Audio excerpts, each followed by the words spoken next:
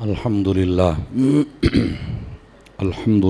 رب العالمین والصلاة والسلام علی خاتم الانبیاء والمرسلین اما بعد فاعوذ باللہ من الشیطان الرجیم بسم اللہ الرحمن الرحیم والمرسلات عرفا فالعاصفات عصفا صدق اللہ العظیم ان اللہ وملائکتہ یصلون علی النبی یا ایہا الذین آمنوا صلوا علیہ وسلموا تسلیما۔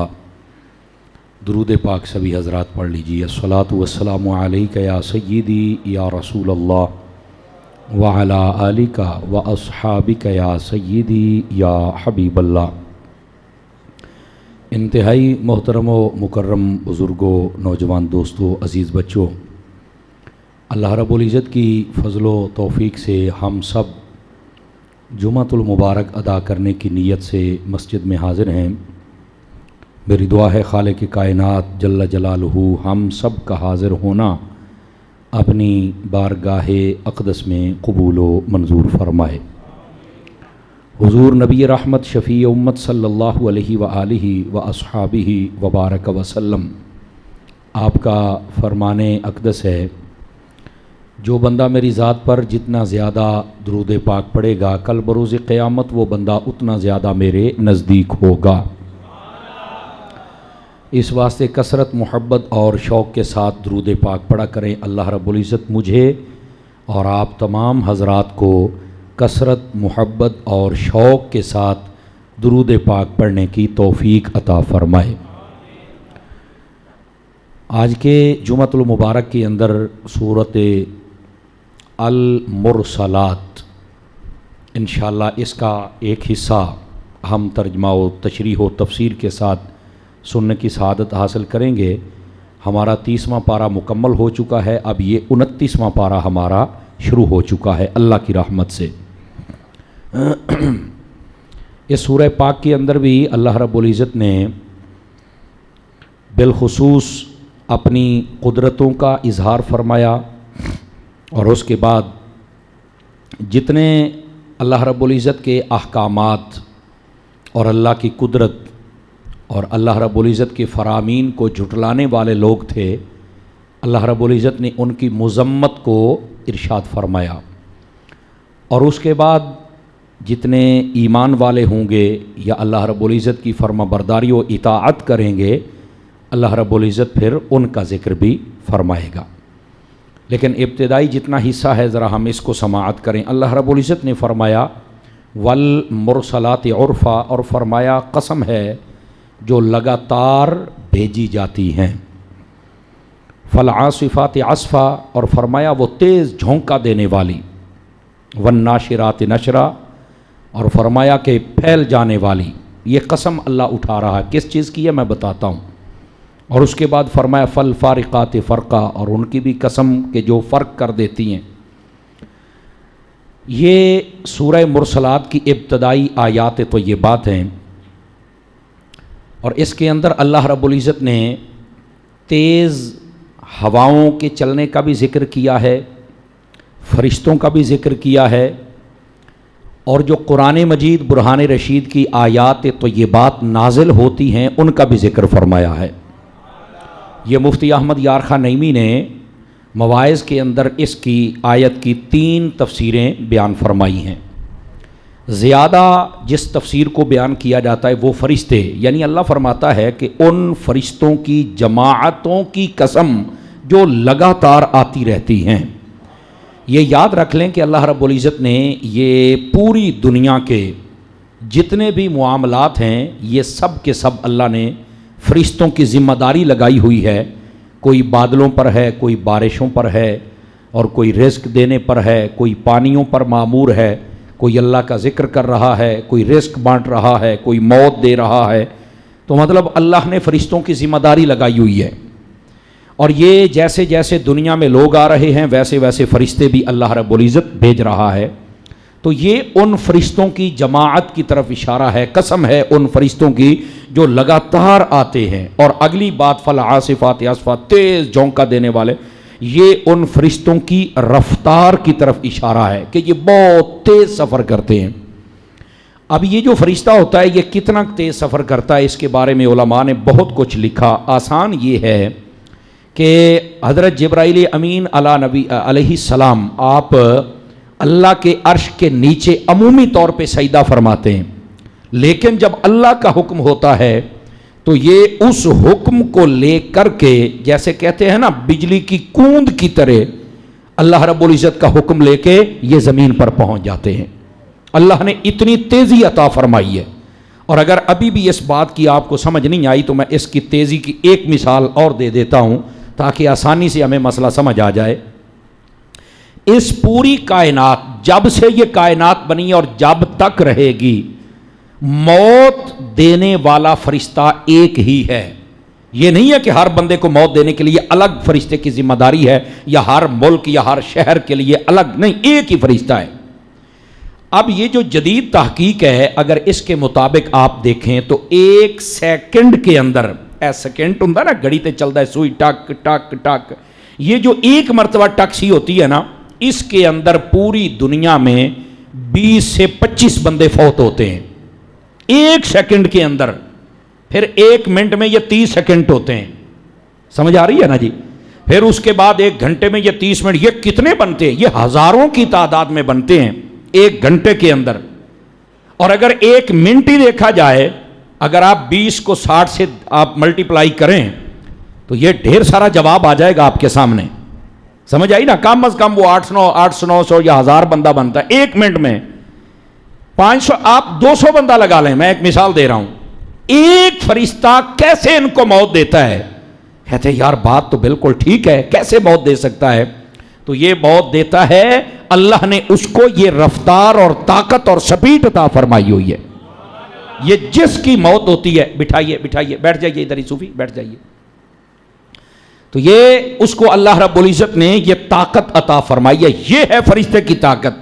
یہ صرف آپ کو سمجھانے کے لیے میں نے ایک مثال دی ہے کہ یہ وہ فرشتہ ہے جو موت دیتا ہے۔ اللہ رب العزت نے اس کو اتنی طاقت عطا فرمائی ہوئی ہے کہ وہ پوری دنیا میں ایک سیکنڈ میں، اچھا ایک بندہ یہاں، ایک دوسرے ملک میں، ایک دوسرے میں، ایک دوسرے میں، اب یہ اگر ایک شہر میں 10 بندوں کو مارنا ہو تو کتنا مشکل ہوتا ہے۔ یہ فرشتہ پوری دنیا میں ایک سیکنڈ میں 20 سے 25 بندوں کی جان لیتا ہے، پھر اگلے سیکنڈ میں پھر اگلے میں پھر مختلف جگہوں پر۔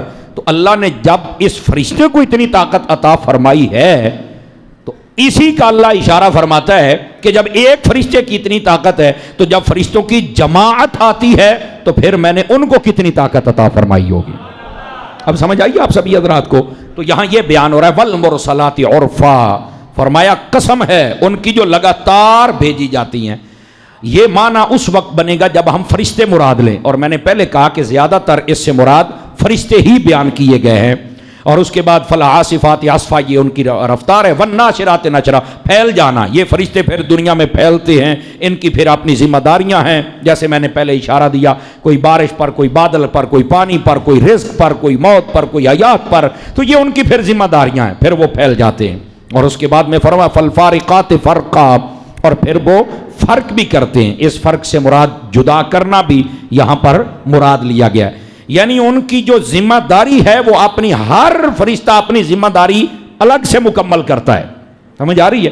اور اس کے بعد فرمایا فالملقیات ذکرا عذرا او نذرا، یہاں پر بیان یہ کیا گیا کہ یہ جو ملاقات کرتے ہیں ذکر کے ساتھ، یعنی اس میں ایک اشارہ یہ بھی ہے، ہمارے یہاں میں نے شاید پچھلے جمعۃ المبارک میں عرض کیا ہو اور آپ کو یاد ہو، ہم جب زندہ رہتے ہیں تو ہم سانس لیں تب زندہ رہتے ہیں، روٹی پانی کھائیں تو تب ہم زندہ رہتے ہیں۔ فرشتہ جو ہوتا ہے اس کے لیے روٹی پانی نہیں ہے، اس کے لیے اس طرح کی سانسیں نہیں ہیں، تو پھر وہ کیسے زندہ رہتا ہے؟ وہ اللہ کا ذکر کرتا رہتا ہے، سانسیں بھی اس کو آتی رہتی ہیں اور رزق بھی پورا ہو جاتا ہے اس کا۔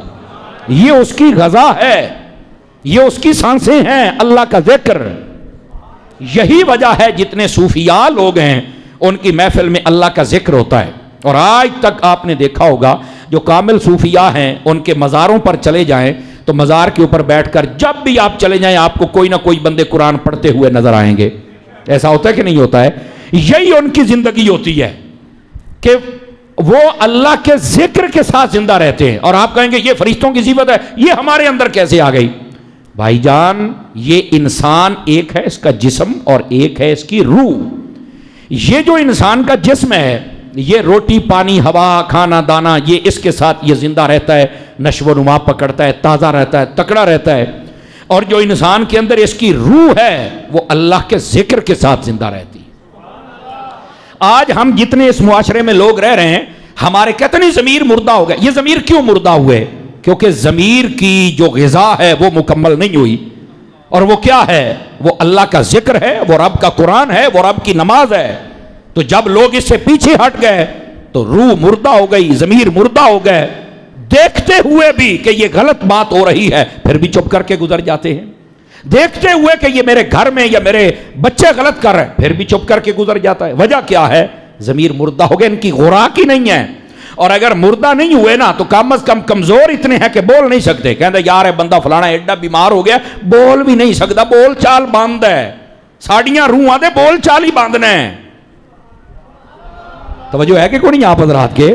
تو یہ ان کی غذا مکمل نہیں ہوتی. تو ہمارے اندر یہ جو روح ہے یہ اس کی غذا ہے اور اس لیے اس کو مکمل کرنا چاہیے. اللہ کے جو ولی ہوتے ہیں یہ اپنی اس غذا کو مکمل فرماتے ہیں. آپ نا ہمارے بزرگوں کی کبھی ہسٹری اٹھا کے دیکھیں. آپ بابا فرید الملت والدین والحق کو دیکھیں, 12 سال تک کنویں میں لٹک کر اللہ کی عبادت کرتے ہیں. آج کے کسی گدی نشین کو کہنا ذرا 12 گھنٹے بیٹھ کے عبادت کرنا ویکھا کہ میں بہندا ہے. یہ تو آتے ہیں صرف محفل کی صدارت کرنے کے لیے. اور وہ بھی آتے کب ہیں؟ محفل شروع ہو گئی, قاری صاحب نے پڑھ لیا ہے, مولوی لگ گیا ہے, موڑ آنا جناب, آؤندیا ساری محفل نو گول کر دینا. جی حضرت صاحب آ گئے, نعرہ بلے بلے, او کھڑے ہو جاؤ سارے, گول ہوگی محفل. اس تو بعد حضرت صاحب آ کے چوڑے ہو کے بیٹھ گئے. جناب ناراض نہیں ہونا, جو صحیح ہے ان کو سلام ہے, جو نہیں ہے ڈرامے کرتے ہیں یار. اور وہ ہو جائے جاہل مرید, انہوں نے پتہ ہی کوئی نہیں نعت خان یا مولوی کس کی نعت پڑھ رہا ہے. وہ آ کے بیٹھ گیا ہے. اب 20 منٹ تو بعد ٹھیک ہے جی بچہ حاضری ہوگی, میں ہوں جانا, جان دیا موڑ محفل گول. وہ ساڈا کی قصور ہے؟ توجہ ہے کہ کوئی نہیں ہے؟ اس بات کو آپ لوگ بھی سمجھا کریں. میرے ایک جاننے والے تھے, انہوں نے مجھے بتایا کہ ہمارا ایک دوست تھا, وہ محفل جب کرتا تھا نا تو نعت خان اور مولانا بلاتا تھا, کبھی کسی پیر کو نہیں بلایا اس نے کہا تم پیر نہیں بلایا. انہوں نے کہا پیرانو میں ماننا جڑے صحیح نے لیکن میں بلاتا نہیں ہوں. اس کی وجہ کہنے لگا یار یہ ایک تو ٹائم دیتے ہیں, بڑے نخرے کرتے ہیں, ٹھیک ہے نا, اور جب آ جائیں تو انہوں نے آنا ہوتا ہے جب محفل عروج پہ ہوتی ہے, آؤندے نے تا محفل گول کر دینے, جاندے نے تا ادھا گھنٹہ بہنا ہوندا, یا تو سواد آوے نا بھئی. اگر پوری محفل کا صدر ہونا کوئی چھوٹی بات تو نہیں نا. تینوں صدر بنایا ہے تے تو جناب علی ساڈے صدر طرح لبے ہی نا. ہن ساڈے ملک دا صدر کو نہیں پیا لبدا. او بولو تے صحیح نا یار, پتہ نہیں کتھے لکیا کیڑی کھوٹے چ وڑیا پیا ہے. تو اینج دا صدر تے پہلو تو لبے نہ تے جی آویں تے جناب علی 20 منٹ بیٹھ کے آیا محفل گول گیا تا محفل گول. انہاں دا کی قصور ہے؟ پہلے تو اے دسن. او آدا جی میں محفل نو گول کرنا ہی کوئی نہیں, چونکہ میں انہاں واسطے نہیں کردا, میں انہاں واسطے کردا ہوں. اللہ اللہ, آپ کمزور ہو گئے, تھوڑا چپ ہو گئے کیا؟ میں نے کہا ہے میں نے کوئی ایڈی سخت گل تو نہیں کی تھی, لیکن اب وہ کیا کہتے ہیں, میرا قصور یہ ہے کہ یہ جتنی معاشرے کی خرابیاں, میری کوشش ہوتی ہے کہ ان سے ذرا پردہ ہٹایا جائے. توجہ ہے کہ کوئی نہیں آپ سبھی حضرات بھی؟ تو میرے عزیز ان باتوں کو سمجھنا چاہیے. تو اب بابا فرید الملت والدین والحق آپ کی یہ شان ہے, سمجھ آ رہی ہے؟ اور آج کل کے جتنے باقی پیر ہیں آپ ان سب کو پوچھ سکتے ہیں کہ آپ نے بھی کبھی ساری رات عبادت کی ہے؟ چلو 27ویں دی رات کدی کیتی ہوئے, آواز ہوگی نا کمزوروں والی یہاں پر. چلو جمعے والی دیہاڑ کدی شوق دکھایا ہوئے. یقین کر اے اگر انہاں نوں بہنا پے جاوے نا, یقین کرو میں تانوں صحیح دسدا پیا جے, بہنا پے بھی جاوے تے بعد جدوں سلام پڑھنا آدھے ہکو شیر پڑھی. میں بھی اس بات کا قائل ہوں کہ محفل جب لمبی ہو جائے تو سلام کے 2 شیر ہی پڑھنے چاہیے, پر میں کہا وہ سونے ایڈا ہی تنگ ہو گیا ہے. خیر تے ہے ہی, سمجھ آ رہی ہے میری بات کی؟ تو یہ حالت زار ہے میرے بھائی, میں آپ کو کیا بتاؤں. آپ دیکھیں یہ جنگ میں چلے جائیں تو یہاں ہمارے ایک بزرگ ہیں, ان کا نام ہے 18 ہزاری ہے جی, سٹاپ بھی 18 ہزاری تری موٹاپ کے اگلے پاس ہے. اچھا آپ ان کی ہسٹری پڑھیں, ہم نے شہروں کے نام رکھ لی, ہسٹری نہیں پڑھی ہم نے. 18,000 مرتبہ قرآن پڑھا تھا. یہ ہے ہمارے بزرگ. اور آج والے نو پوچھو پیر تے بنے پھر دیو, صاحبزادے بنے پھر دیو, اوے قبلہ حضور اے تے دسو بھئی حیاتی 18 باری قرآن پڑھی آئی؟ بجی ہو جہی سبحان اللہ وہ جواب آنا ہے. آپ سمجھ رہے ہیں میری بات کو؟ یہ بات بہت مشکل ہے لیکن کیا کروں، کرنی پڑتی ہے. سمجھ آئے؟ آپ یہ شاہ کوٹ میں چلے جائیں، یہاں ہمارے ایک بزرگ ہیں جن کا نام ہے 9 لاکھ ہزاری. کیوں بھی ہے کہ نہیں ہے جناب؟ کمال والی بات. اب 9 لاکھ ہزاری کیا ہے؟ انہوں نے 9 لاکھ ہزار مرتبہ قرآن مجید برہان رشید پڑھا یا اس کی کوئی سورت پڑھی. یعنی اتنا قرآن سے پیار ہمارے 9 لاکھ ہزار. آج کل دنوں پوچھو سرکار اوہ آپ 9 باری بھی پڑھے ہے. آپ یہ لئیے کہ آگے چلے جائیں، وہاں ایک بازار ہے بلکہ شہر ہے، کروڑ کے نام سے مشہور ہے، کروڑ لال ایسن. میں گیا ہوں مزار اقدس پہ، مجھے حاضری کا شرف ملا ہے. سمجھ آئے؟ اچھا یہ کروڑ لال ایسن کیا ہے؟ ان کی آپ ہسٹری پڑھ کے دیکھیں. وہاں سے دریائے سندھ گزرتا ہے، دریائے سندھ میں کھڑے ہو کر انہوں نے کروڑ مرتبہ سورہ مزمل پڑھی ہوئی ہے. اب یہ ہیں ہمارے بزرگ. آج جس کو ہم نے سمجھ رکھا ہے یہ بیچارے آرٹیفیشل توجہ نہیں فرما رہے ہیں. یقین کرو یہ جدید دور کی اہل سنت میں ایک نئی چیز ہی داخل ہو گئی ہے. مطلب نہ دین تے نہ دنیا تے نہ پڑھائی تے نہ قرآن تے نہ حدیث تے نہ علم، پرلے درجے دے جاہل. میں پھر کہہ رہا ہوں جو صحیح ہیں دونوں ہاتھوں سے سلام ہو، لیکن اکثریت دا بیڑا غرق ہویا پیا ہے. وہ قوم کی عقیدتیں لوٹتے ہیں، میں فلانے چواں تھا، میں فلانے. اوے وہ تو کچھ تھے، تو کیا ہے؟ اصل مسئلہ تو یہ ہے نا، وہ تو تھے. توجہ ہے کہ کوئی نہیں ہے؟ ان کو یہ اپنی پارٹی دا نام رکھ لوے جی مسلم لیگ قائد اعظم والی. میں تنقید نہیں کر رہا کسی پر. جی اسی قائد اعظم، وہ قائد اعظم نے تو پاکستان بنایا، تو کی کیتا کچھے. ان سمجھ آئی جی میں کیا کہہ رہا ہوں؟ اپنے آپ کو کیش کرانا کسی بڑے نام سے اور اپنے پلے ہی کو جناب ہے، ایک گل ماڑی ہے. اور وہ لوگ جو اپنے آپ کو کیش نہیں کرواتے بلکہ بڑوں کی نوکری دے رہے ہیں، میں ان سب کو سلام عقیدت پیش کرتا ہوں. نوکری دینے والے بڑے بڑے لوگ ہیں، پر ایک نام سیدی امیر اہل سنت پیر محمد الیاس اتار قادری کا نام بھی ہے، جنہوں نے ان کا نام نہیں کیش کروایا بلکہ ان کا کام کیش کروایا ہے کہ یہ تھا ہمارے بزرگوں کا کام اور یہ ہے ہم آپ کو کر کے دکھا رہے ہیں. اور باقی بھی بہت سارے مشائخ اور علماء ہیں جو کرتے ہیں، اللہ ان کو سلامتیاں عطا فرمائے. سمجھ آ رہی ہے؟ بات بہت دور چلی گئی. تو میں یہ بتا رہا تھا، اللہ نے فرمایا عذراً او نذرا، یہ ہم نے کیوں بھیجے تمہاری طرف؟ یعنی اگر فرشتے ہی مراد لیے جائیں، اللہ فرماتے ہیں اس لیے کہ تمہارے لیے اب کوئی حجت نہ رہے. ٹھیک ہے؟ نذرا، اور تم اللہ سے ڈرو بھی صحیح. اس کا اب یہ مطلب ہوگا کہ وہ فرشتے جو وحی لاتے ہیں اور وہ فرشتے جو احکام لاتے ہیں اور وہ فرشتے جو اللہ کے حکم سے تمہیں چیزیں دیتے ہیں، فرمایا اللہ نے دے دیا ہے. پھر نہیں کہنا کہ وحی نہیں آئی، قرآن نہیں آیا، اسلام نہیں آیا، دین نہیں آیا، ہمیں کسی نے سمجھایا نہیں، بتایا نہیں. سب کچھ قرآن کی صورت میں تمہیں دیا، رزق دیا، عزت دی، گھر بار مال دولت بچے، ہر چیز تمہیں دی. پھر نہیں کہنا کہ نہیں دیا، ہم نے فرشتے بھیجے، انہوں نے دیا. سمجھ آ رہی ہے؟ اللہ فرماتا ہے پھر وہ یہ نہیں کہ ایک جگہ آتے تھے کہ ہم سے لے لو، نہیں، جہاں جہاں تم تھے ہمارا پیغام وہاں وہاں پہنچایا. سمجھ آ رہی ہے؟ اور اس کے بعد فرمایا کہ او جو انہوں نے کیا نا حق کیا ہے. اب یہ نہیں کہنا کہ ہماری طرف یہ وحی نہیں آئی، ہمیں تو دین نہیں ملا، ہمیں تو رزق نہیں ملا، ہمیں تو فلانی شے نہیں ملی، ہم نے سب کچھ تمہیں عطا کر دیا ہے. عذراً، فرما اب تم کوئی عذر نہیں بنا سکتے ہو، تمہارے اوپر اللہ نے حجت قائم کر دی ہے. او نذرا، یا پھر اللہ تمہیں ڈرا رہا ہے. اس کا کیا مطلب ہے؟ اے بندے اللہ سے ڈر. تفسیر روح البیان میں اس آیت کے تحت لکھا ہوا ہے جب اللہ نے وحی عطا فرمائی اپنے نبیوں کے ذریعے سے اور رسولوں کے ذریعے نبیوں کی طرف بھیجی، جب اللہ نے اپنی رحمت عطا فرمائی اپنے بندوں کو اور یہ سارے احکام سارا کچھ بتا دیا، دنیا، عمل، جنت، دوزخ، سب کچھ، تو فرما اللہ نے یہ حجت پوری کر دی ہے. یہ کیا پوری کر دی ہے؟ حجت پوری کر دی کہ ہم نے تمہیں سب کچھ دیا ہے، مقرر نہیں ہون دینا. فرمایا پھر بھی بندے کا نفس ہے وہ غالب آ جائے تو بندہ گناہ کر بیٹھتا ہے، خطائیں ہوتی ہیں. تو اب اس کا پھر کیا بنے گا؟ تو فرما اللہ نے اگلی اس لفظ میں موقع دیا، نذرا. اللہ فرماتا ہے مجھ سے ڈرو. جو اللہ سے ڈرتا ہے، فرمایا وہ بندہ بھی اپنے رب پر حجت قائم کرتا ہے کہ باری تعالیٰ ٹھیک ہے میں گناہ کر بیٹھا سی پر معافی بھی تو میں ہی منگی سی نا. اب اس بات کو سمجھنے کی کوشش کریں. یہ تفسیر روح البیان میں قول لکھا ہوا ہے.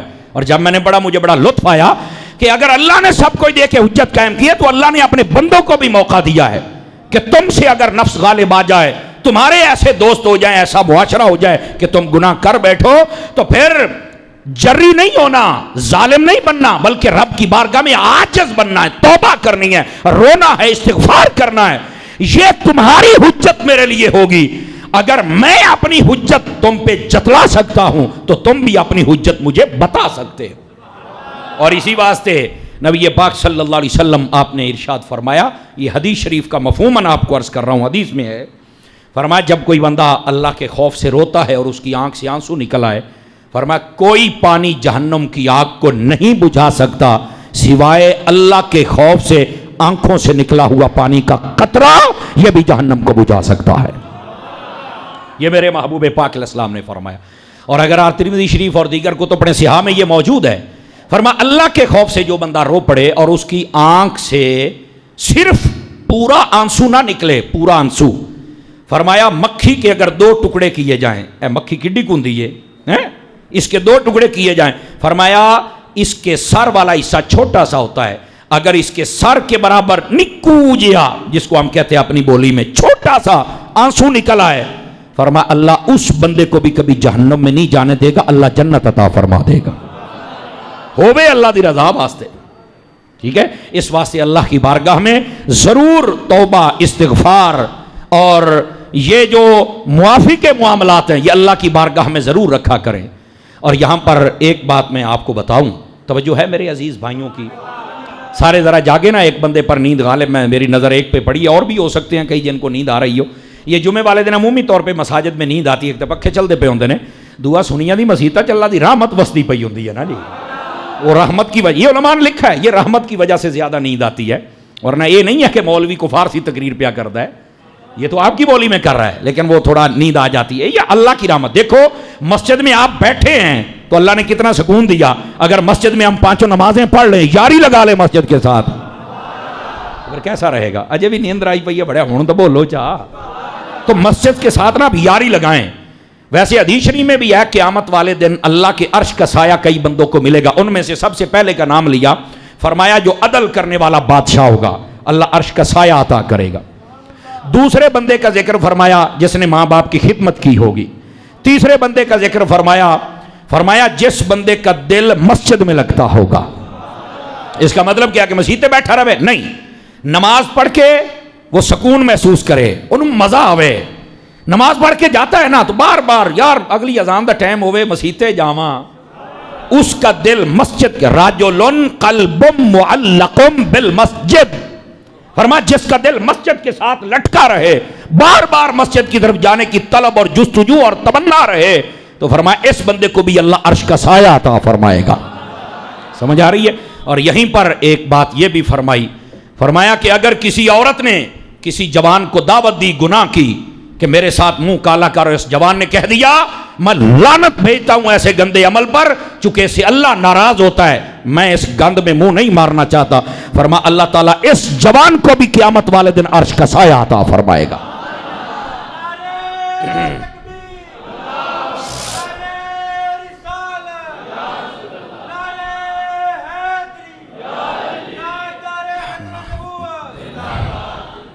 توجہ ہے جی آپ سب حضرات کی؟ تو یہ ان آیات, تو یہ بات کی پہلی تفسیر ہے. ان کی دوسری تفسیر قرآن مجید کی آیات. اللہ فرماتا ہے ہم نے قرآن کی آیات بھیجیں, لگاتار بھیجیں, یعنی محبوب پاک علیہ السلام پر تقریباً لگ بھگ 23 سال کا عرصہ قرآن کی آیتیں نازل ہوتی رہیں. یہ ان کی جانب اشارہ. پھر آگے والے معنی اور بسا اوقات ان کی تیزی کتنی ہوتی تھی. یہ جو وحی ہے نا, وحی جیسے فرشتے آتے ہیں ان کی تیزی ہے, اسی طرح یہ جو وحی ہے اس کی بھی ایک اپنی تیزی ہوتی ہے, اور اس کے اندر بڑا وزن بھی ہوتا ہے. حضرت مولا مرتضیٰ شیر خدا مشکل کشا رضی اللہ تعالیٰ عنہ فرماتے ہیں آقا کریم علیہ السلام میری گود میں سر رکھ کے آپ لیٹے ہوئے تھے اور ہم باتیں کر رہے تھے, آقا علیہ السلام پر وحی آ گئی تو فرمایا میرے گوڈے دے اتے انج مینوں لگا کسی نے پہاڑ رکھ دیتا ہے. یہ وہ علی ہے جس کو شیر خدا کہتے ہیں, اس کے باوجود کہتے اتنا وزن میں علی کو محسوس ہوا. اب آپ اندازہ فرمائیں کہ حضرت علی جیسے بندے کو یہ محسوس ہو رہا ہے تو اندازہ کریں میرے نبی کی طاقت کیا ہوگی. پورا قرآن سینے پہ اتر رہا ہے. یہ میرے نبی کو اللہ نے کمال عطا فرمایا, قوت برداشت عطا فرمائی, اور اللہ نے ایسی طاقت عطا فرمائی کہ 30 پارے ایک ایک لفظ کی تجلی اور اس کے زور کو میرے نبی نے اللہ کی عطا کردہ طاقت کے ساتھ برداشت فرمایا ہے. قرآن مجید میں یہاں تک فرمایا 28ویں پارے میں لو انزلنا هذا القرآن على جبل لرأيته خاشعا متصدعا من خشیۃ اللہ. فرما اگر یہ قرآن ہم کسی پہاڑ پہ نازل کرتے ٹوٹ جاتا, ریزہ ریزہ ہو جاتا, بکھر جاتا, پہاڑ بکھر جاتا. صدقے جاؤں مصطفیٰ کے دل پر, اپنے مصطفیٰ کی شان اقدس پر صلی اللہ علیہ وسلم. یہ شان اقدس بھی ساتھ ساتھ سنا کریں. میں نے پچھلے جمعے بتایا تھا نا آپ کو شان اقدس کے حوالے سے, یاد ہے نا؟ تو پھر شان سنیا کر. تو یہ قرآن مجید کی آیت ذرا, یہ اللہ کے ولیوں کی بھی شان ہے کہ اللہ کے ولی وہ بھی آتے ہیں اور لگاتار آتے ہیں اور قیامت تک آتے رہیں گے, اور ان کی یہ شان اقدس کو بیان کیا گیا ہے. اب آئیے فرما انما توعدون لواقع, فرمایا جو تم سے وعدہ کیا گیا وہ پورا ہوگا. رکیے یار, یہاں پر ایک اور بات بھی سن لیجئے, سنا دوں اگر جاگ رہے ہیں تو. تفسیر روح البیان کے اندر لکھا ہوا ہے, انہی آیات کی تفسیر کے اندر, اگر آپ اس کا ترجمہ علامہ فیض احمد اویسی صاحب شیخ القرآن والحدیث بہاولپور شریف والے, بہت کمال کے عالم دین تھے, اور صرف عالم دین نہیں تھے, با عمل بھی تھے, صوفی بھی تھے, پیر بھی تھے, صاحب حضوری بزرگ بھی تھے. الحاج اویس رضا قادری صاحب ان کے مرید تھے.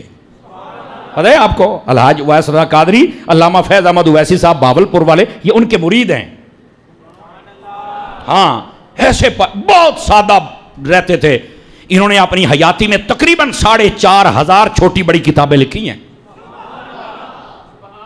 بہاولپور شہر کے اندر ان کا مزار اقدس ہے. بہت کمال کی ہستی گزری. ایک مرتبہ فقیر نے ان کی زیارت کی اور ان سے سلام لیا ہوا ہے.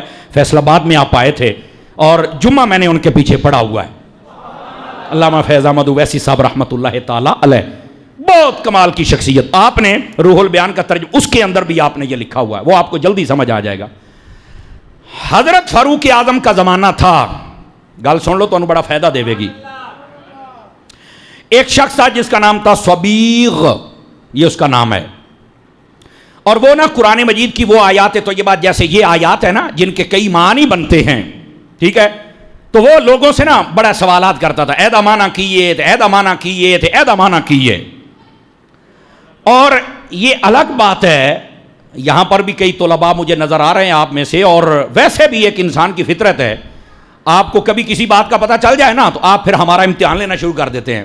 اے استاد جی, اور رحمان علم القرآن کا ترجمہ کی ہے, تو تراتی پروگرام میں سن کے آگے یہ کوئی کتاب پڑھ رہی ہے, تے ہوں میں تیرے ہی جواب تو نہیں دینا, میں تو اور بھی کرنا ہے. لیکن وہ جڑا علم دے اندر ہوندا, وہ کہندا میں دا فلاٹ باہر لے جاواں تے چنگی گل ہے, اونوں کھلون نہیں نہ دیندا. ہم جب پڑھتے تھے تو استاد صاحب نے پہلے دن ہی بتایا, پترا علم حاصل کرنا سوکھا ہے, اینوں پچاونا اوکھا ہے. سمجھ آ رہی؟ اگر کسی بات کا پتہ ہے, یعنی کو بیان کر رہا ہے, تو وہ بیچ میں سے وہ بات نہیں بیان کی تو بعد میں یہ نہ کہو یار تو نہیں کیتا تھا, نہیں کیتا. وہ ٹھیک ہے تینوں پتہ, پر جڑا انہوں نے کیتا ہے انہیں کو کالا علم تو نہیں نہ بیان کیتا. توجہ نہیں فرما رہے آپ حضرات. جنہ کچھ انہیں بیان کر رہے ہوں تیرے کولے تو ہوں تیرے والا بیان کرے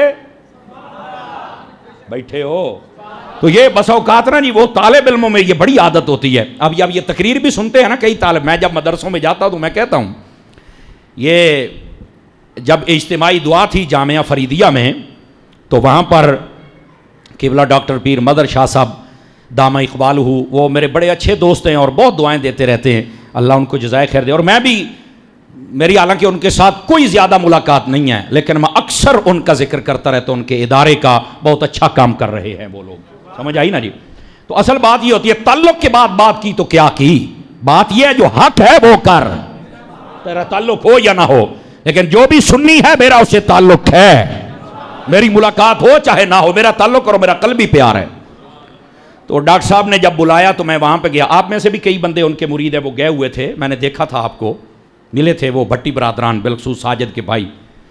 میں جب وہاں پر تقریر کر رہا تھا تو وہ طلباء, بہت بڑا ادارہ ہے, سینکڑوں کی تعداد میں طلباء تے 400-450 بچوں کی تو اس دن ہی دستار تھی.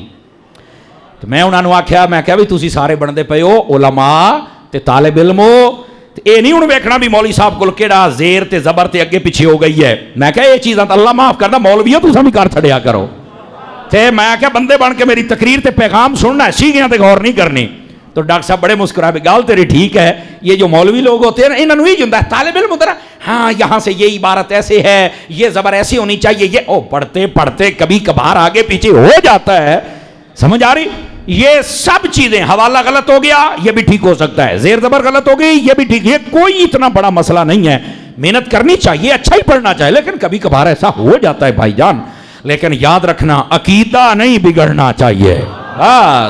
عقیدہ فٹ ہے باقی سب فٹ ہے. تو یہ بس اوقات ہوتا ہے جناب. اچھا اس کے پاس نا تھوڑا سا علم تھا سبیق کے پاس, وہ جدھر میں اکثر طلباء کو کہتا ہوں اگر یہاں بیٹھے ہیں تو یہ بھی سنیں, او پترا مطلب تو زیادہ نہ پڑھی, پٹڑیوں لگ جائیں گا میری گل یاد رکھ لے, مطلب تو زیادہ نہ پڑھی, اور پڑھنا تو کوئی ایک اپنا آئیڈیل بنا لو. اور میں بتاتا ہوں آپ نے کس کو آئیڈیل بنانا ہے, امام احمد رضا کو اپنا آئیڈیل بنا لے. عقیدے کی دنیا کے اندر آپ کبھی مار نہیں کھائیں گے. اگر آپ شیخ عبدالحق محدث دہلوی کو بنا لیں, آپ حضرت مجدد الفسانی کو بنا لیں, آج کل کے جتنے لوگ ہیں نا سمجھ آئی, ان کو مت بنانا, میں آپ کو کہہ رہا ہوں ان کو آئیڈیل مت بنانا. عقیدے کی دنیا میں آپ پھسل جاؤ گے. بنانا تو یہ 3 ہستیوں کے نام میں نے بتا دیے آپ کو, ان سے پیچھے ہمارے بزرگوں میں اتنے اختلاف نہیں تھے. اے ہون آ کے روڑے بنے, ہون تو جیڑا جمدہ شیخ الاسلام تو تھلے گل ہی کوئی نہیں جناب ہیں. ولی ابن ولی تو جناب او کی کہندے نے افتاب ولایت شیخ الکل فی الکل, اس تو تھلے گل ہی کو نہیں بابا جی. تے اللہ دا نا ہی نے شیخ الکل نہیں, اے گولت بالکل رڑے کڑ کے رکھ دیتے. میری تحقیق یہ ہے, تو کیسے ہے عقیدے چپڑیاں تحقیق ہے, چل چک سیڑ تے ہو جا. ہمیں امام احمد رضا کی تحقیق ہی کافی, یا تو ان جیسی تحقیق لے کے آ یا پھر سیڑ تے ہو جا. تیری مہربانی ہے, میں نمے ڈرامے کر دے ہو. میں آپ کو نصیحت کر رہا ہوں, اور جہاں تک میری آواز جائے اس ویڈیو کے وہ طلباء بھی امام احمد رضا رحمت اللہ تعالی علیہ اعلی حضرت عقیدے کی دنیا میں آپ کو آئیڈیل بنا لے. بس ان کی تحقیقات پر رک جا عقیدے کی دنیا میں, اور باقی مسئلے مسائل فروعی مسائل یہ قیامت تک کے لیے باب کھلتے رہیں گے, اس میں تو مسئلہ ہی کوئی نہیں ہے. عقیدے کی دنیا میں شیخ عبدالحق محدث دہلوی, عقیدے کی دنیا میں حضرت مجدد الفسانی. اگر آپ ان 3 بندوں سے آگے پیچھے ہوئے تو جنہ ذلیل ہو وہ تو مڑ مینوں یاد کر لوے ہے. میں تو یہی کہہ رہا ہوں نا جی, اس سے بہتر ہے ہمیں رکنا چاہیے. اچھا وہ جناب آ گیا انہوں فلڈ, وہ آ گیا حضرت فاروق اعظم کے پاس. توجہ ہے بھی سب حضرات کی, بڑی پتہ کی بات آپ کی خدمت میں عرض کروں, یہ شاید میرے ذہن سے نکل جاتی, میں اگلی آیت کی تفسیر کرنے لگا تھا لیکن مجھے یاد آ گئی, میں نے کہا سناؤں آپ کو. حضرت فاروق اعظم کے پاس آ کے کہتا ہے اے والمرسلات عرفا فالعاصفات, اللہ فرماتا ہے ہم نے بھیجا, لگاتار بھیجا, اور بڑا زوردار جھونکا دے کے آتی ہیں اور پھیل جاتی. ایسا کی مطلب ہے؟ حضرت فاروق اعظم کو کہتا ہے, آپ نے فرمایا رہے میری گل سن, آپ نے نیڑے کر لیا, اے فرما سیر تو پگڑی لائے نا, سمجھ آ رہی ہے؟ انہیں سیر تو اے رول بیان چ لکھے ہوئے ہیں کاکا, آپ نے فرمایا سیر تو پگڑی لائے, انہیں لائی دا او دے سیر دے اتے وال سن. آپ نے فرمایا اگر تیری ٹنڈ ہوندی نا تو ٹنڈا ہوندا, تے فرمایا میں تینوں قتل کر دینا سی. سارے بندے ڈر کے, بھی حضرت فاروق اعظم اتنا جلال والا فیصلہ. وہ ایک بندے نے پوچھا حضرت آپ نے کیوں قتل کیا؟ یہ روح البیان میں بھی لکھا ہے, وجہ کیا تھی, آپ کیوں قتل کرنا چاہتے تھے؟ فرمایا ہم نے اپنے نبی سے سنا ہے قرآن مجید برہان رشید کے بارے میں ایسے سوالات خارجی کریں گے, اور خارجیوں کی نشانی سر منڈانا ہوگا ٹنڈے. سمجھ آ رہی ہے؟ ویسے خارجیوں کی نشانی یہ بھی ہے کہ یہ آل رسول کے دشمن ہوتے ہیں. ہاں, امام حسین کے دشمن, امام حسن کے دشمن, حضرت مولا علی کے دشمن, سیدہ پاک کے دشمن. یہ آپ کو نہیں نا بتا, آپ سمجھتے شاید او سارے قرآن پڑھ دے کلمہ سبھی ٹھیک ہے, چپ چپ سبھی ٹھیک ہے, گوڑی چھان تھلے بن اپنی, ویخ کے زہر کوئی نہیں پیندا. جو یزید کو اپنا باپ بنائے اور امام حسین کو پیچھے چھوڑے, ایسے کتے کے مٹوٹے کر کے پھینک نہ دوں گند کے گٹر میں. جس کی غیرت جاگی ہے وہ بولے یہ دی غیرت کوئی نہیں، منہ تھلے کر کے بوے ہو بندہ.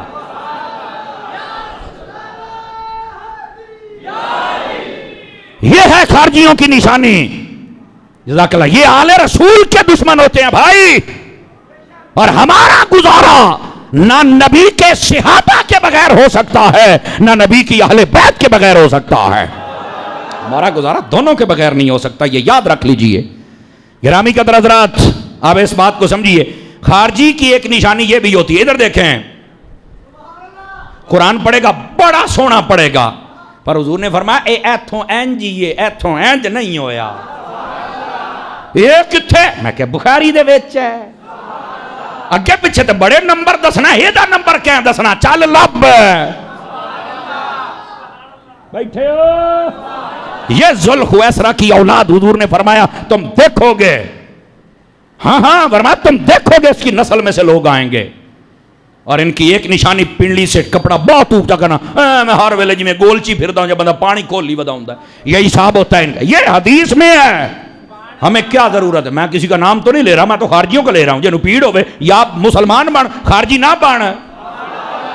نشانیاں خارجیاں لیا کیوں نہیں یار؟ بات سمجھنے کی کوشش کرو. ٹینڈ کرانا قرآن بہت سونا پڑھتے اندر. اور اس خارجی کی ایک نشانی یہ بھی ہوتی ہے، یہ نبی پاک کی شانیں نہیں سن سکتا. نہ نبی پاک کی شان علم غیب کو مانے گا، نہ اختیار کو مانے گا. بیٹھے ہو کہ ٹور گئے ہو؟ یہ خارجی کی نشانیاں آپ کو بتا رہا ہوں. بڑا بڑا منافق ہوتا ہے یہ. جزاک اللہ، اللہ آپ کو عزت بخشے. بڑا بڑا منافق ہوتا ہے. نہ اس کو حضور کی شانیں اچھی لگتی ہیں، سمجھ آ رہی ہے؟ شان علم، شان اختیار، شان نورانیت نہیں مانے گا. خارجی ہے وہ. اہل بیت کو نہیں مانے گا، خارجی ہے یہ. قرآن مجید کی آیات کی غلط تشریحات کرے گا، خارجی ہے یہ. سر منڈائے گا، خارجی ہے یہ. پیڑھی سے کپڑا اوپر، خارجی ہے یہ. اور وہ بہت زیادہ اوپر. یہاں یاد رکھ لیں، ہمارے یہاں بھی گھٹنے سے اوپر ہی کپڑا رکھا جاتا ہے، لیکن صرف کپڑا اوپر کرنے سے بندہ خارجی نہ ہوگا، یہ میں وضاحت کر دوں. جبکہ باقی اعتقادات میں بھی خرابی ہو. اور اگر کسی نے اس لیے سر مڑایا کہ اس کے سر کے اندر خارش ہے تو وہ بھی خارجی نہیں ہے، مجبوری ہے. بول تو صحیح نہ یار. یا کسی دے سر تے واڑ اگے ہی نہیں ہے، نواز شریف دا کو بیلی ہوئے تھا. بولو تو صحیح، بڑا ڈھلے پہ بیٹھے ہو تو وہ نہ ہوئے کہ کوئی انہوں بھی کھا رہے ہو، بڑے ہو دیتا اگے ہی نہیں مر رہے. خارجی کی نشانیوں میں یہ مجموعہ آپ نے دیکھنا ہے. سر بھی منڈا ہے، آیات کی تشریح بھی غلط، بتالیاں پڑھ کے اللہ دے ولیاں تے فٹ پہ کر دیں. لعنت نے ڈب کے نو مردے، شرم نہیں آتی؟ غلط تشریحیں کرتے ہو. ٹنڈ، آل رسول کی دشمنی، نبی کی شانوں کو نہ ماننا. اے سارا جدو اکٹھا ہوئے سمجھے اے او گندے. لیکن حضرت فاروق اعظم رضی اللہ عنہ نے فرمایا سر تو کپڑا لا. انہیں لایا، فرمایا جے تیرے سر تے ٹینڈ ہوندی نا تو میں ہنے تینوں قتل کر دینا سی. آپ نے فرمایا آج کے بعد اس کے بارے میں بات نہ کرنا. جو معنی امت میں مشہور ہے وہ معنی، بس بات نہ کرنا زیادہ. اب ہوا کیا؟ آپ نے کہا کہ اس کو شہر بدر کر دیا جائے. اے لوکاں نوں نویاں گلاں دسدا ہے، سمجھ آ رہی؟ گل لو کر جڑی ساری امت دی گل ہے. آج کل کئی مولوی یہ بھی کہتے ہیں جڑی میں گل کر کسی کتاب ہی کوئی نہیں. او میں کہا کمینیاں او کر جڑی کتاب دے وچ ہے. تو وہ کردہ ہی کیوں جڑی کتاباں چاہی کو نہیں؟ تیرے کو نواں علم ہے؟ مٹھے بہ گئے ہو یار، مٹھے بہ گئے ہو. میں نے سنا ہے ہاں بابا جی ایسے کہتے ہیں، ہو جی میں کل کتاب میں ہو، کتاب والی کرو، حوالہ دے، کتاب والی گل کر. تو نویں کر کے نواں کٹا کھول لیں گا. بیٹھے ہو، اپنا دماغ کھولا کریں. گرامی قدر حضرات، فاروق اعظم نے اس کو شہر بدر کر دیا اور اس سے پوچھا کون سے شہر کا رہنے والا ہے؟ کہتا میں عراق کا رہنے والا ہوں. وہاں کے گورنر حضرت ابو موسیٰ اشعری تھے. آپ نے حضرت ابو موسیٰ اشعری کی طرف خط لکھا، فرمایا اے بندہ میں تیرے گلدا پہ شہر چنا رہن دیں. اے لوکاں نوں قرآن پڑھ کے نویاں گلاں کرتا ہے. تکڑا ہو ڈلے پہ گئے ہو. جو قرآن پڑھتا ہے ٹھیک ہے، جیڑا جتھے لگا ہے ٹھیک ہے. اب میں کہا تیری پھکی نہیں چلنی، آج پھکا ہی میں کیا کدی حق بھی سن لیا کرو. اور یہ میں اپنے مرکز والے نمازیوں پہ راضی ہوں، یہ سنتے بھی ہیں اور بولتے بھی ہیں. ہونا بھی ایسے چاہیے، حق گل ہے یار. بیٹھے ہو آپ نے فرمایا اینو میں گلدا پیا، اینو شہر سے نہیں رہن دینا. فرمایا کتنے گلنا؟ فرمایا بصرہ میں گل. کنی دیر؟ 1 سال واسطے. اور آرڈر فرمایا اتھوں دے لوکاں نوں آکھنا اینو منہ کوئی نہ لاوے، اینو بلاوے کوئی نہ. 1 سال کے لیے آپ نے شہر بدر کر دیا اسے. چل دفع ہو جا. قرآن کی آیتیں پڑھ کے غلط معنی بیان کرتے ہو. کاش کہ آج کی حکومتیں ایسی ہوں ہیں جڑے قرآن دی آیتاں غلط پڑھ کے، مطلب یہ قرآن کی آیت پڑھی اور ہے بتاں واسطے، فٹ اللہ دے ولیاں تے کر دیتی، ہے مشرکاں واسطے، فٹ جناب علی مسلمانہ تے. او حیا کرو. کاش کہ حکومت اسلامی ہو اور اتنی عالم بھی ہو تے اے اتھے توانوں ایک نہیں جے لبنا، سارے نو گلنا پائے گا جتے جتے ہیں. توجہ ہے کہ کوئی نہیں ہے؟ لیکن میں آپ کو جو بات بتا رہا ہوں یہ بات بڑی گہری. 1 سال کے لیے جدو لوکاں نے انہوں ویکھے ہی نہ ادھر کوئی نکلا جا دفاع جا ساڑھ نال نہ بھائی، کیا زمیندار، کیا تاجر، کیا مولی طبقہ سب نے بھگا دیا. اب اس نے نہ پھر ایک بندے کو ساتھ لیا اور کہتا ہے مجھے حضرت فاروق اعظم کے پاس لے کے چل. وہاں آ کے معذرت کی کہ آج تو بعد میں ہینج دیاں چوڑا نہیں ماراں گا. فرمایا جا ہم تمہیں معاف کرتے، اگر پتہ چل گیا تو آپشن اس کے سوا نہیں ہوگا. گل سمجھ آ گئی ہے تو قرآن مجید برہان رشید پڑھ کر کھچا مارنیاں نویں تو نواں معنی بیان کرنا، یہاں یہ مراد ہے یہاں یہ مراد ہے، وہ مراد ہوندی نہیں تو وہ بیان کر جو کسی کتاب میں ہے، جو کسی نے لکھی ہے، جس پر امت متفق ہے. سمجھ آ رہی ہے؟ ہمارے یہاں ادھر دیکھیے، میں آپ کو اس سے بھی ایک بڑی پتے کی بات بتاؤں. ہمارے یہاں جو بات کتاب میں آ جائے اس کو بھی پڑھنے کے بعد ہمارے یہاں تحقیق ہے. میرے خیال میں سمجھا نہیں سکا آپ کو. ہمارے یہاں جو چیز کتاب میں ہے پڑھنے کے بعد فوراً بیان کرنے کی اجازت نہیں ہے. اس کی تحقیق دیکھو کہ اس کے بارے میں باقی علماء کیا کہتے ہیں. کہیں یہ لکھنے والا جس نے کتاب میں لکھ دیا ہے، یہ لکھنے والا کہیں رافضی تو نہیں تھا؟ اپنے مطلب کے معنی بیان کر گیا. اب اس آیت کو دیکھ، اس کے بارے میں امام رازی نے کیا کہا تھا، اس کے بارے میں ابن عباس نے کیا کہا تھا، اس کے بارے میں ابو بکر نے کیا کہا تھا، حضرت عمر نے کیا کہا. جس پر امت متفق ہو وہ معنی آپ نے بیان کرنا ہے، دوسرا معنی بیان نہیں کر سکتا. ہمارے یہاں جو کتاب میں بات آ جائے اس کی بھی تحقیق ہے. اور ادھر دیکھیں، ہمارے یہاں اگر بات آ جائے اور بات ٹھیک ہو، بیان کرنے والا غلط ہو تو ہم اس کو ضعیف کہہ دیتے ہیں. ہمارے یہاں تو اتنی چھان بھی نہ بے گل صحیح ہے، لیکن جن نے کیتی ہے نا اس بندے دے اندر اے کمزوری پائی جاندی ہے. یہی تو کہتے نہیں حدیث ضعیف ہے. حدیث ضعیف کا کیا مطلب ہے؟ اس کا مطلب یہ ہوتا ہے کہ بیان کرنے والے میں کوئی کمی ہے. یعنی جس نے جو کہتا ہے کہ میں نے فلاں سے سنا، میں نے فلاں سے سنا، میں نے فلاں سے سنا، میں نے اس نے حضور سے سنا، اے جڑے ویچ سنن والے نا انہاں دے وچ کوئی ایک بندہ ہوندا جڑا کمزور ہوندا ہے، جس کی وجہ سے حدیث کو ضعیف کہا جاتا ہے. ورنہ بیان کرنے والے میرے آقا بھی ٹھیک نے، حدیث بھی ٹھیک ہے جنہ اگے امت نو دسیا ہے. صحابہ کرام اور تابعین کے بعد کوئی ایک بندہ ایسا ہوتا ہے جس کے اندر کمزوری ہوتی ہے. ان کو سمجھ آئی ہے کہ کوئی نہیں آئی ہے؟ تو اس واسطے اس بات کو سمجھیں، ہر بات کتاب میں والی بھی نہیں، اس کی بھی آگے ایک تشریح ہے، ایک سٹیج ہے جس کو ہم بیان کر سکتے، ورنہ بیان کرنے کی اجازت ہے. تو جو بندہ قرآن مجید پڑھ کر ایسے ہی تمہیں کہا ہے دیکھو جی مزاراں تے نہیں جانا ہے، دیکھو جی تو شرک ہوندا ہے، دیکھو جی ہنج ہو گیا ہے، انہوں آکھ پترا سورہ مرسلات دیاں پہلیاں آیتاں دے وچ تیرا علاج ہے. ہم نے یہ پڑھا ہوا ہے. آج کے لیے اتنا ہی، باقی اگلے جمعے میں اگلی تفسیر کریں گے. سنتیں ادا فرما لیجئے.